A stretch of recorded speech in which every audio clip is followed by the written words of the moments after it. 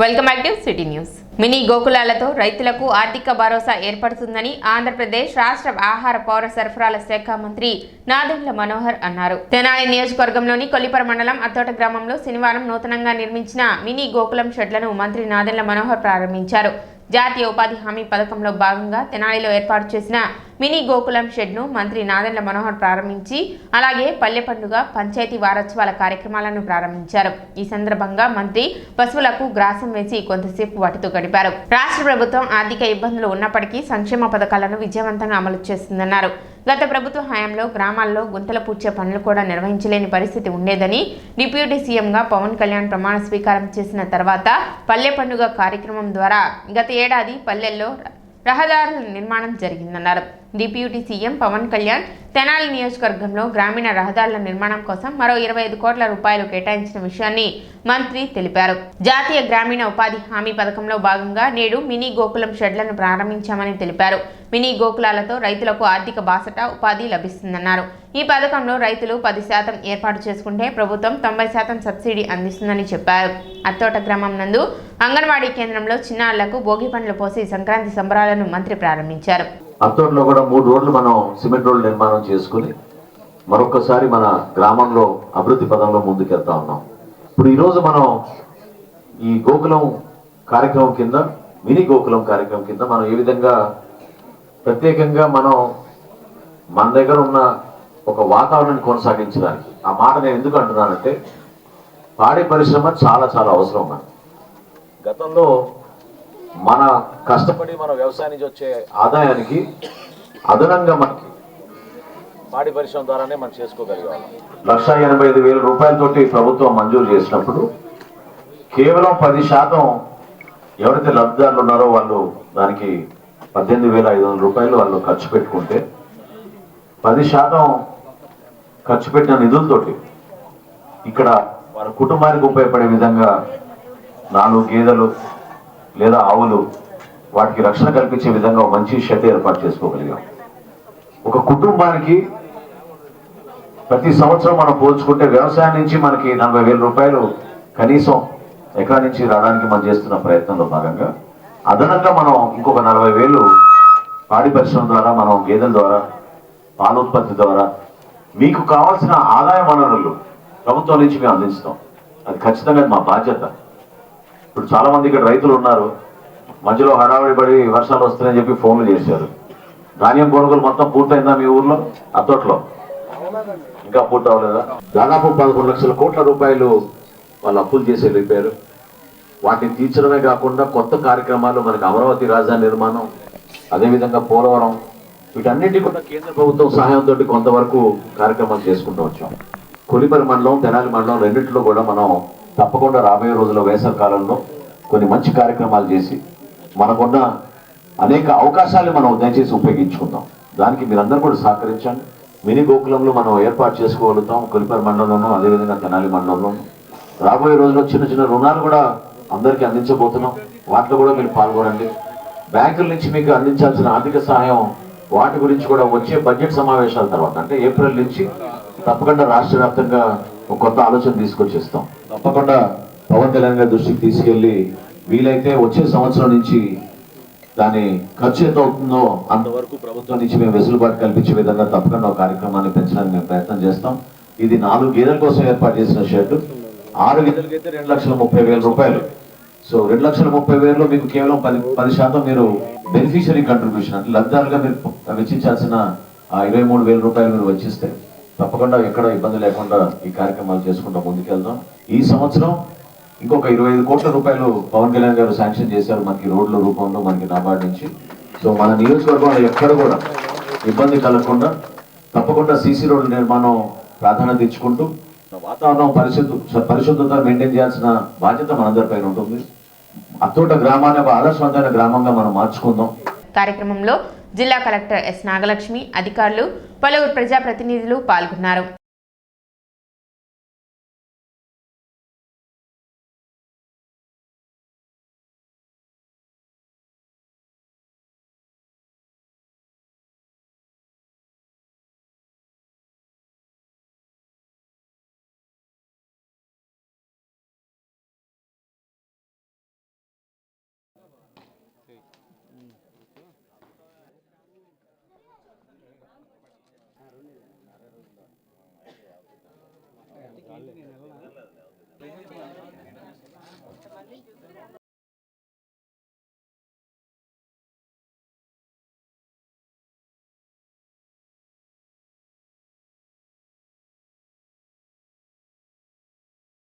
పల్లె పండగ కార్యక్రమము మనము ఆర్గనైజ్ చేసి సీసీ రోడ్స్ కానీ మనం ఒకే రోజు ఫౌండేషన్స్ గ్రౌండింగ్ కార్యక్రమం అనేది జిల్లాలో చేయడం జరిగింది. అది సంక్రాంతి లోపు పూర్తి చేసుకోవాలనే ఉద్దేశంతో మనము డిపార్ట్మెంట్ అధికారులు కానీ అదే రకంగా ప్రజాప్రతినిధులు కానీ మనకి ఎన్ఆర్ఈజీ సిబ్బంది కానీ దాన్ని కార్యక్రమాన్ని ముందుకు తీసుకెళ్లారు. సో జిల్లాలో దాదాపు 170 సీసీ రోడ్లు కూడా మనము శాంక్షన్ చేసి దాంట్లో ఈ పాటికే 60% రోడ్లు సీసీ కూడా కంప్లీట్ చేయడం జరిగింది. ఇంకా ఉండేది కూడా ఒక 10 daysలో కంప్లీట్ చేయడానికి అన్ని కూడా పనులు పురోగతిలో ఉన్నాయి. అదే రకంగా మనము ఈ క్యాటిల్ షెడ్స్ మినీ గోకులం అనేది దాదాపు జిల్లా వ్యాప్తంగా 386 మందికి శాంక్షన్ చేయడం జరిగింది. దాంట్లో ఇవాళ నాటికే 170 మంది కంప్లీట్ చేసుకున్నారు. సో దాదాపు 50% ఎవరికైతే శాంక్షన్ చేయడం జరిగిందో వాళ్ళు ఆల్రెడీ కంప్లీట్ చేసుకున్నారు. తిరుపతిలో ప్రమాదవశాత్తు జరిగిన తొక్కిసలాటను కూడా రాజకీయాలకు వాడుకుంటూ ఇష్టారీతిన మాట్లాడుతున్న వైకాపా వారు మనుషులేనా అని మాజీ ఎమ్మెల్సీ ఏఎస్ రామకృష్ణ ధ్వజమెత్తారు. కృష్ణా గుంటూరు జిల్లాల పట్టభద్రుల ఎమ్మెల్సీగా పోటీ చేస్తున్న ఆలపాటి రాజేంద్ర ప్రసాద్ విజయాన్ని కాంక్షిస్తూ శనివారం తెనాలిలో జరిగిన తెనాలి వేమూరు నియోజకవర్గాల ఆత్మీయ సమావేశంలో ఆయన పాల్గొన్నారు. గత వైకాపా ప్రభుత్వం తిరుమలను ఆదాయ వనరుగా మార్చుకుందని, మాజీ మంత్రి రోజా లాంటి వారు శ్రీవారి దర్శనం టికెట్లను అమ్ముకున్నారని దుయ్యబట్టారు. ఆలపాటి రాజేంద్ర ప్రసాద్ గారిని మొదటి రోజుల్లోనే అత్యధిక మెజార్టీతో గెలిపిస్తారు అనేటటువంటి విశ్వాసం నాకు రూఢి అవుతా ఉంది.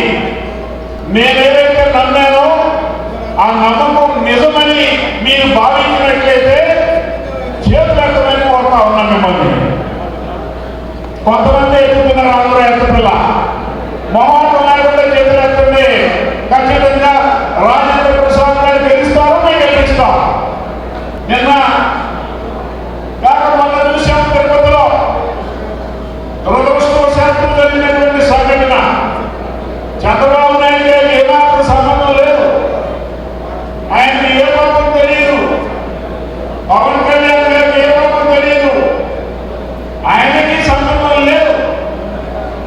దురదృష్టవశాత్తు అధికారుల మధ్య సమన్వయ లోపం వల్ల తొక్కిసలాటలో 6 మంది చనిపోతే 18 మంది క్షతగాత్రులు ఆ వరుస హాస్పిటల్లో ఉంటే చంద్రబాబు నాయుడు గారు ఎంత, పవన్ కళ్యాణ్ గారు ఎంత డిగ్నిఫైడ్గా రూల్స్ పాటించి మరి హాస్పిటల్లోకి వెళ్ళి అక్కడ ఉన్నటువంటి ఎవరైతే గాయపడ్డారో వాళ్ళని పరామర్శించడం జరిగింది. చివరికి పెద్ద పెద్ద నాయకులు మంత్రులు కూడా బయటన్నారు.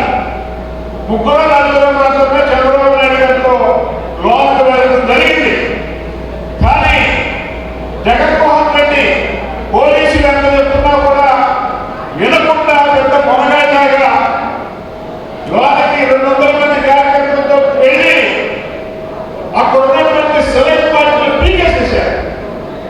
ఇదే ఒక మాజీ ముఖ్యమంత్రి, ప్రజానాయకుడు కావాలనుకున్నటువంటి వ్యక్తి, మళ్ళా ముఖ్యమంత్రి కావాలనుకున్నటువంటి వ్యక్తి ప్రవర్తించాల్సినటువంటి తీరు అనేక సందర్భాల్లో మీకు సంబంధించినటువంటి సమస్యలు ఆయన చెప్పుకున్నారు. పట్టణంలో జరుగుతున్న ధనుర్మాస మహోత్సవాలు వైభవంగా కొనసాగుతున్నాయి. శ్రీ శరణాగతి గోష్ఠి ట్రస్ట్ ఆధ్వర్యంలో నరేంద్ర రామానుజ దాసస్వామి ప్రత్యక్ష పర్యవేక్షణలో జరుగుతున్న ఈ వేడుకలలో భాగంగా గోదాదేవి 27వ పాసురాన్ని ద్రవిడ భాషల్లో స్తుతించారు. 508 ఇత్తడి గంగాలలో పాయాసాన్ని నివేదించి కుడారై ఉత్సవాన్ని వైభవంగా నిర్వహించారు. ఉపన్యాస చతుర్నారాయణ బిరుదాంకితులు శ్రీమాన్ మువ్వ వృషాధిపతి కుడారై ప్రసాదం భగవత్ రామానుజుల విశిష్టతను వివరించారు. ఈ సందర్భంగా అన్నప్రసాద వితరణ చేశారు. భక్తులు అధిక సంఖ్యలో పాల్గొన్నారు.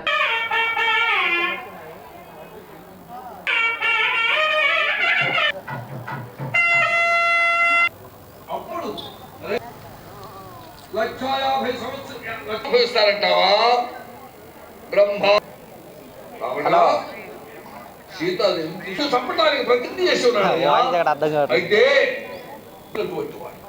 స్వయంభూ బ్రహ్మ ఆయన యొక్క తప్పుతూ ఉన్నాడు అని భావించి బ్రహ్మ 3 లోకములను దహించారు.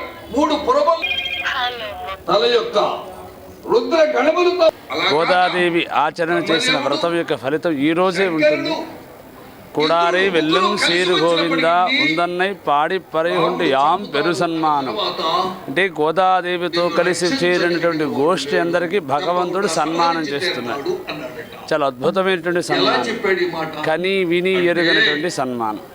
ఇలాంటి సన్మానం లోకంలో ఎక్కడా దొరకనటువంటి సన్మానం. ఇది సహజంగా చాలామంది డబ్బులు ఖర్చు పెట్టుకుని సన్మానాలు చేయించుకుంటారు. కానీ గోదాదేవి తాను భగవంతుడి దగ్గరికి ఇంత కష్టపడి వచ్చినటువంటి నా భక్తులకి నేను సన్మానం చేయాలని భగవంతుడే స్వయంగా సన్మానం చేసేటువంటి ఉత్సవం ఇవాళ పాసురం. ఈరోజు గోదాదేవి భగవంతుడికి ఆనందభరితమైనటువంటి అక్కారు అరిసెల్ అంటే కోడారి పాయసం అంటారు. ఆ కోడారి పాయస మహోత్సవాన్ని ఇవాళ నివేదన చేయడం జరుగుతుంది గోదాదేవి. వేమూరు మండలంలోని జంపని చెన్నకేశవ స్వామి ఆలయంలో ధనుర్మాస వ్రతంలో భాగంగా కుడారై ఉత్సవాన్ని నిర్వహించారు. తెల్లవారుజామున సుప్రభాత సేవ అనంతరం స్వామివారికి గోదామవారికి విశేషార్చన జరిపి అనంతరం తిరుపావై గోష్ఠి నిర్వహించారు. ఈ సందర్భంగా అర్చకులు శ్రీనివాసమూర్తి ధనుర్మాస వ్రతంలో 27వ రోజు విశిష్టతను భక్తులకు వివరించారు. గోక్షీర పాయసాన్ని గోదాకృష్ణులకు నివేదించారు. చిరు గంగాళలో నివేదించిన పాయసాన్ని శ్రీకృష్ణ అష్టకాన్ని పఠిస్తూ భక్తులకు వినియోగించారు. వార్షిక పూజాకర్తలు కమ్మ శ్రీనివాసరావు దంపతులు నిర్వహణలో శ్రీ భూసహిత శ్రీ చెన్నకేశవ స్వామి వారిని గోదాకృష్ణులను ఆగమ శాస్త్ర ప్రకారం ఆలయ ప్రదక్షిణలు చేయించారు. అర్చకులు పంచసూక్తాలను ఆలపించారు. తిరుమల తిరుపతి దేవస్థానాల దాస సాహిత్య ప్రాజెక్ట్ భజన సమాజం వారు శ్రీకృష్ణ గీతాలను ఆలపించారు. గోక్షీర పాయస ప్రసాదం కోసం పలు గ్రామాల భక్తులు విచ్చేశారు.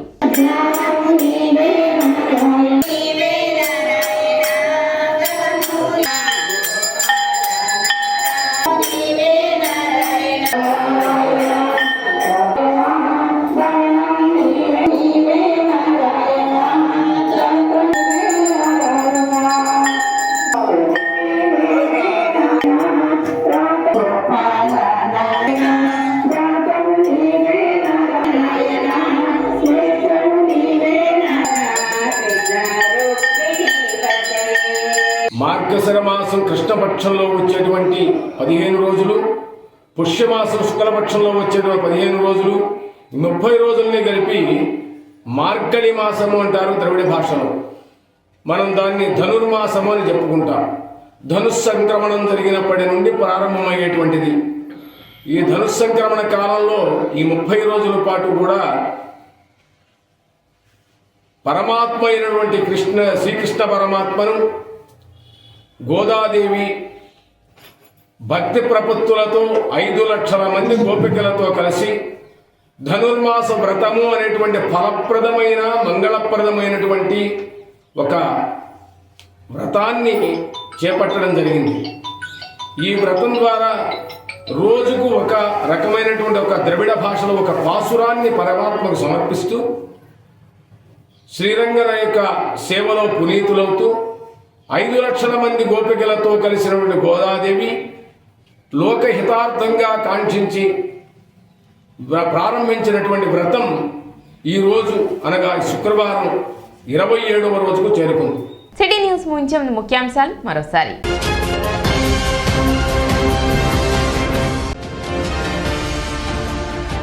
ఎమ్మెల్సీగా పోటీ చేస్తున్న ఆలపాటి రాజేంద్ర ప్రసాద్ విజయాన్ని కాంక్షిస్తూ తెనాలి, వేమూరు నియోజకవర్గాల పట్టభద్రుల ఆత్మీయ సమావేశం.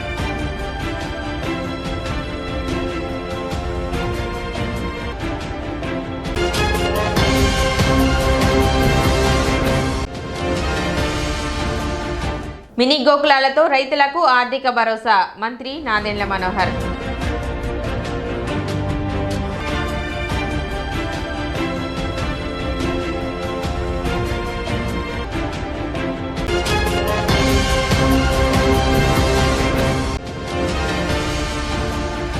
Shri Bharat foundation save organisation సంయుక్త ఆధ్వర్యంలో గో ఆధారిత ప్రకృతి వ్యవసాయంపై అవగాహన కార్యక్రమం.